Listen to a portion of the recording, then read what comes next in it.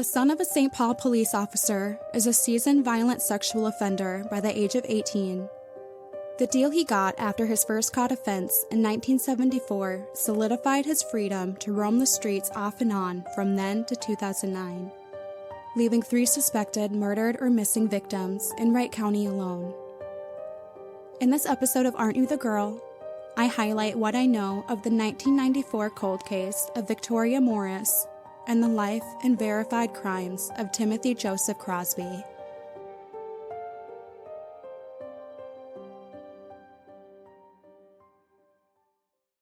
In 2009, a search warrant officially revealed the crimes of Timothy Joseph Crosby.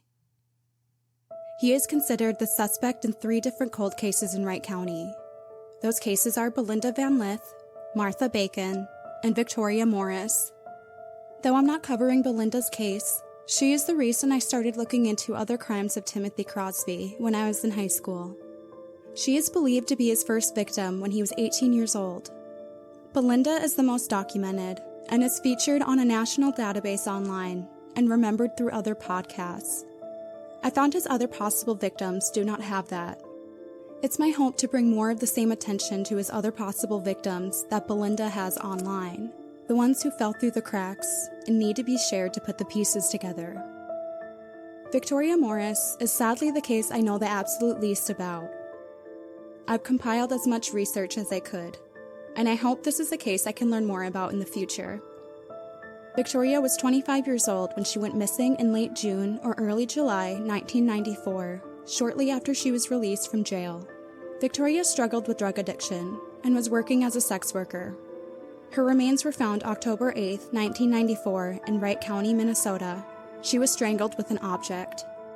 Tim's DNA was compared to a male DNA profile found on an object left at the scene. It did not hit on Tim Crosby, but that did not eliminate him as a suspect as of 2009. If this DNA has ever been checked again in recent years with more advanced technology, I'm not sure. Victoria is the only victim other than Belinda to be named publicly connected to Timothy Joseph Crosby. Martha Bacon gets completely left out of the public narrative, even though she is listed in Tim's 2009 search warrant with them. Martha's remains were found where Belinda went missing from. Victoria's remains were found off of Highway 94, on the route Tim would have taken to travel from St. Paul to the cabin in Wright County. A known road he traveled on close to Martha's dumping spot also leads directly to the location of Victoria's body. I will point out that during my research into Victoria Morris, I found the Southside Strangler, Gregory Klepper, from Martha's episode was also questioned in Victoria's murder. I'd love to know more information on the possible connections. Unfortunately, that is all I know about Victoria Morris.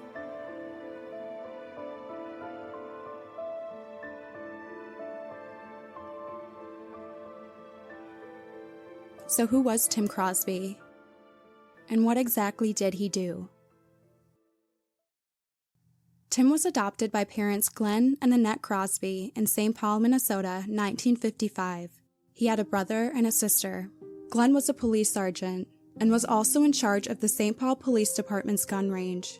Some of the men he worked with described him as a stickler. One neighborhood girl said his mother was very controlling and watched over Tim and the other kids real close. They were not allowed to wander very deep into the lake or she would yell at them. Tim went to Murray High School in St. Paul, and that's very important to remember for a future case I break down. He kept to himself and was very quiet. A friend said Tim had gone on one date in high school, and it wasn't a very good one. Tim asked this friend after the date an odd question. Have you ever been on a bad date? For some reason, his demeanor was unsettling to this friend, and he didn't know how to respond. During the final months of his senior year of high school, he became even more distanced from the few people he communicated with. He received invitations from them to go out, but Tim declined. Eventually, the group quit offering. When Tim graduated in 1974, he was 18 years old, stood at 5'11", and weighed 205 pounds. He had brown hair and wore glasses. He was on the wrestling team in high school and had a very heavy build. He was also very strong. The Crosby family had a cabin located about 40 miles west of the Twin Cities in a small, quaint neighborhood on Little Eagle Lake in Wright County. Tim would spend as long as a week by himself at the cabin at a time, doing absolutely whatever he wanted. The summer of 1974, Tim was acting very strangely. Tim had a habit of peeping into the homes of Eagle Lake. One of the girls, who was 13 at the time, said you could see the lights reflecting off of his glasses through the window. Her mom would simply shut the blinds when they saw him. Sometimes the girls reported he used binoculars to see into their home. It was known around the neighborhood that Tim peeped.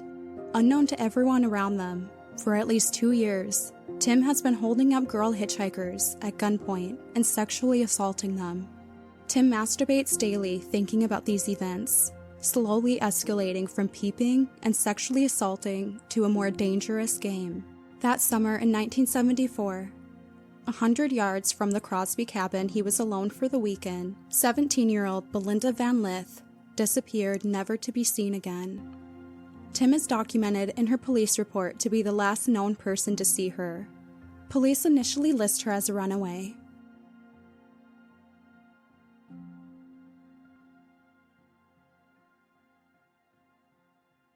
December 31st, 1974. Tim picked up a young woman who was hitching a ride in St. Paul around noon. It was later learned she was a former classmate. Tim picked her up in his gold Chrysler Newport, saying he'll drive her a few minutes away to her desired location. Tim drove in circles, and when she turned to get out of his car, she realized the inside door handle was removed and she had no way of getting out. She turned to face Tim, holding a gun to her side. He drove her to the cabin on Eagle Lake where he sexually assaulted her and took Polaroid pictures. He chose this location to be isolated. As they left the cabin and drove, Tim indicated to the victim that she was kidnapped as revenge for other girls making fun of him square dancing in high school. They teased him, and she was going to pay. He was organized. She was absolutely terrified for her life. Tim drove her to a few different locations within Wright County and assaulted her, including a church parking lot. Close to midnight, he finally made his way back to St. Paul, telling her that he would finally drop her off. She didn't believe him and absolutely believed he was going to kill her. He was only looking for a location to do it. She saw a police car and moved her foot to slam on Tim's gas pedal, causing him to swerve and catch their attention. He pushes her out of the vehicle and tries to get away. Thankfully, he is caught in St. Paul, and his first documented offense is recorded. A few hours after Tim was initially arrested, Wright County police arrive at the cabin where the victim said the assault took place. They were met with Glenn Crosby, who said he had been sleeping at the cabin since 10 p.m. He consented to a search of the cabin and even assisted with it. The search conducted in 1975 at the Crosby cabin found a packet on different ways to dispose of a body, including burying a body in a manure pile. It's confirmed in police reports he was stuck in a manure pile the night Belinda Van Lith went missing that summer in 1974. They also found a box from the attic that contained Polaroid photos of his victim. A search was also conducted in his bedroom at his parents' home in St. Paul, and a large stack of detective magazines they felt were relevant were found, but St. Paul firmly refused to allow Wright County to take it as evidence, as they weren't on the warrant.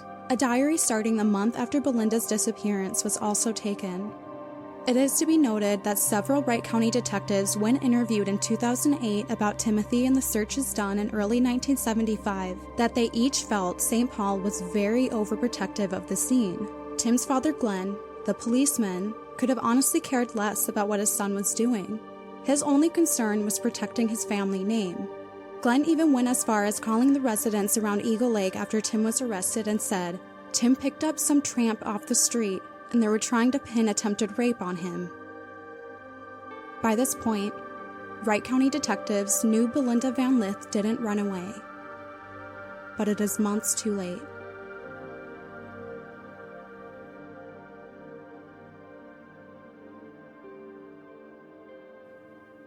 Tim was already very organized and dangerous at age 18, playing cat and mouse with his victim, implying he has killed before, and she believed him.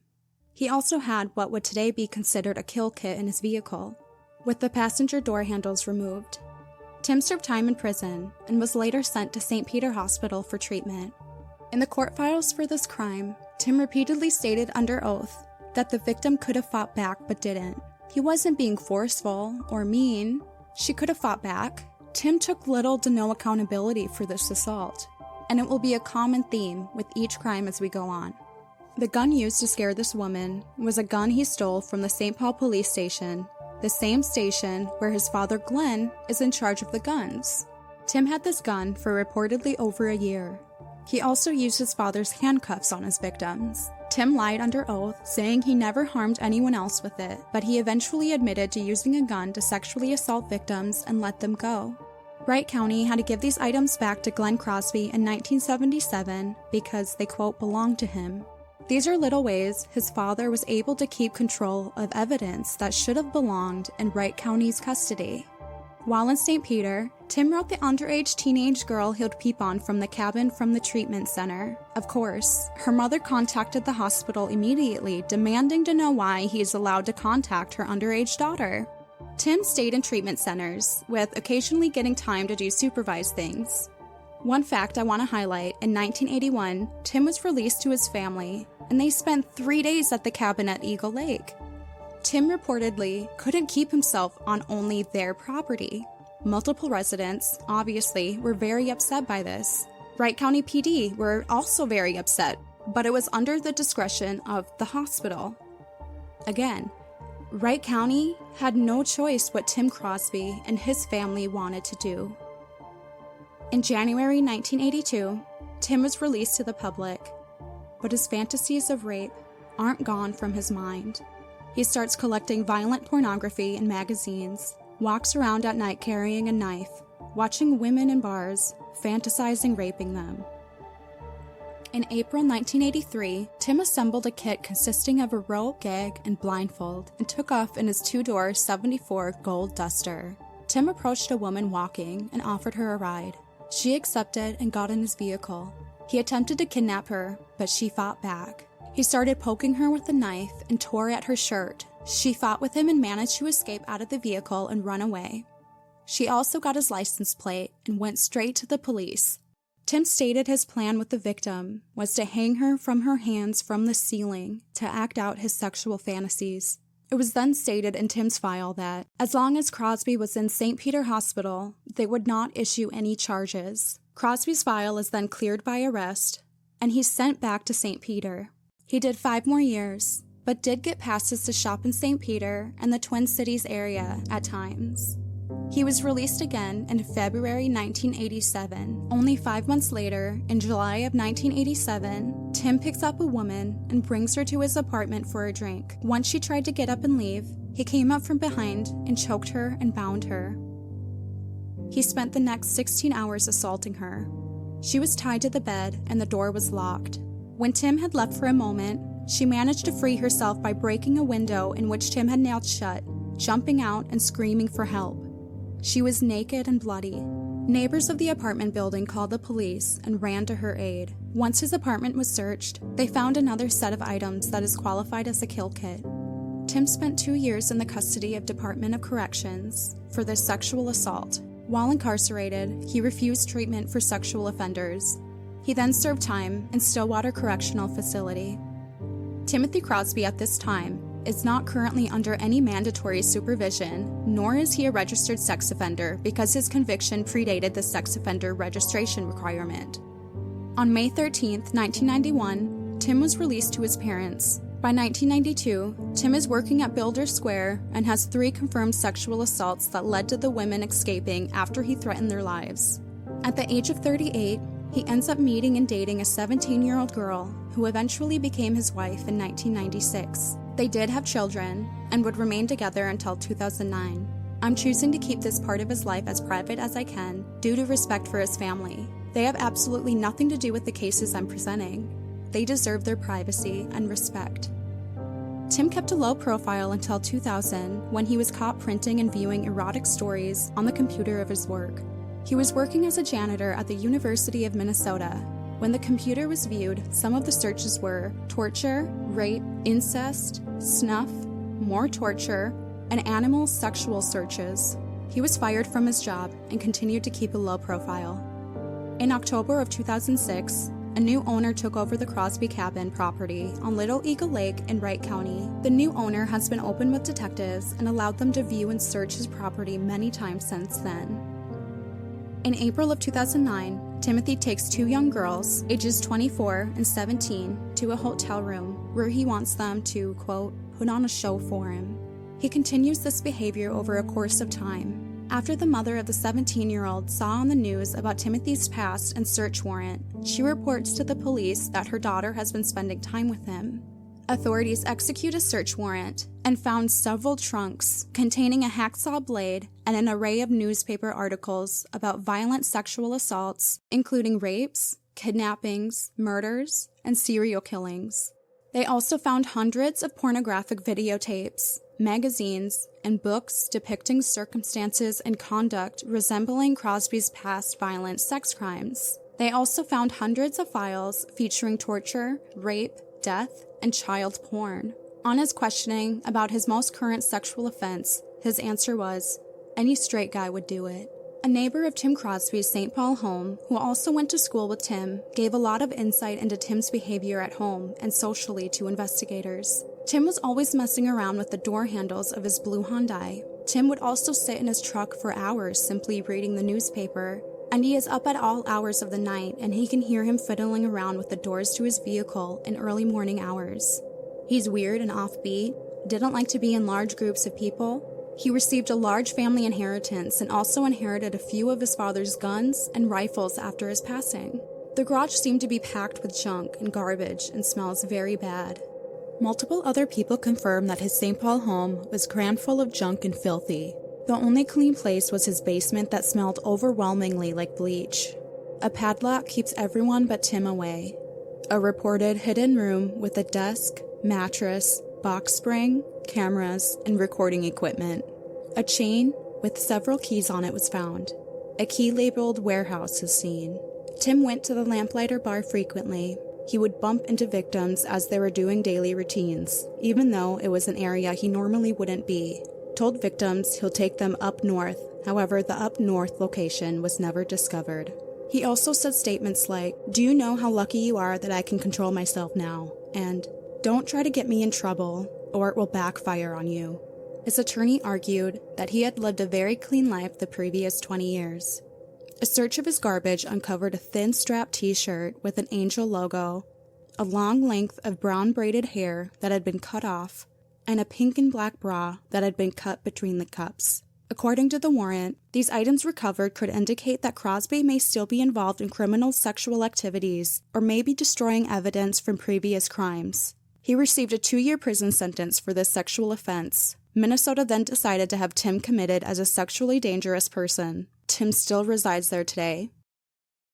I grew up believing nothing bad happened in Wright County.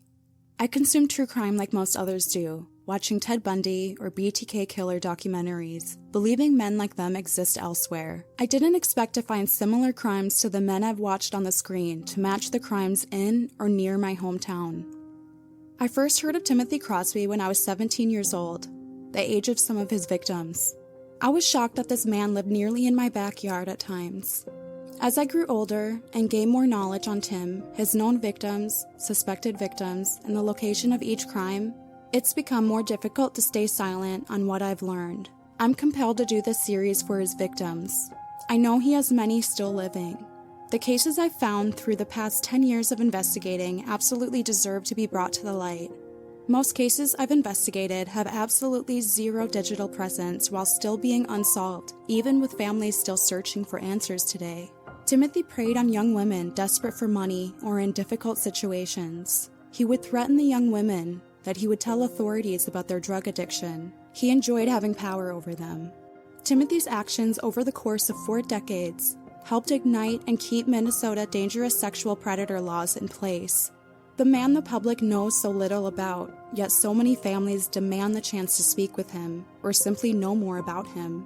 Tim seems to have had more protection than his victims and their families, and it's my mission to educate the community who need to hear these stories and remember the countless young girls. This series is for the people that Tim may have caused pain to, and who are yearning to know more about his life and crimes.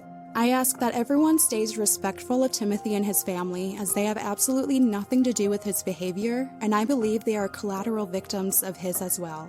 This is to paint together the information I've been sitting on for 10 years, and to hopefully help ignite every case I'm presenting into the digital world. I'm not trying to convince anyone to come to any conclusion. I only want to present the information I have. I hope someone else out there has the missing piece for any of these girls' cases. These cases deserve to be brought to the light, no matter how hard Glenn Crosby has tried to keep them hidden. That's one of the saddest parts of this story to me. A policeman who couldn't even protect the public from his own son, and never held him responsible for the pain he's caused so many. And the pain continues on today.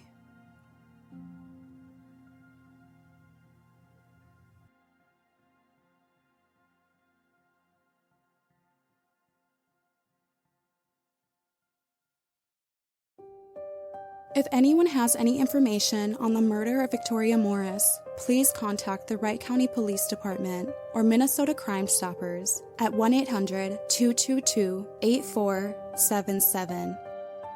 For sources, images, and more on today's episode, please visit aren'tyouthe girl.com. Thank you for listening. Stay safe, everyone.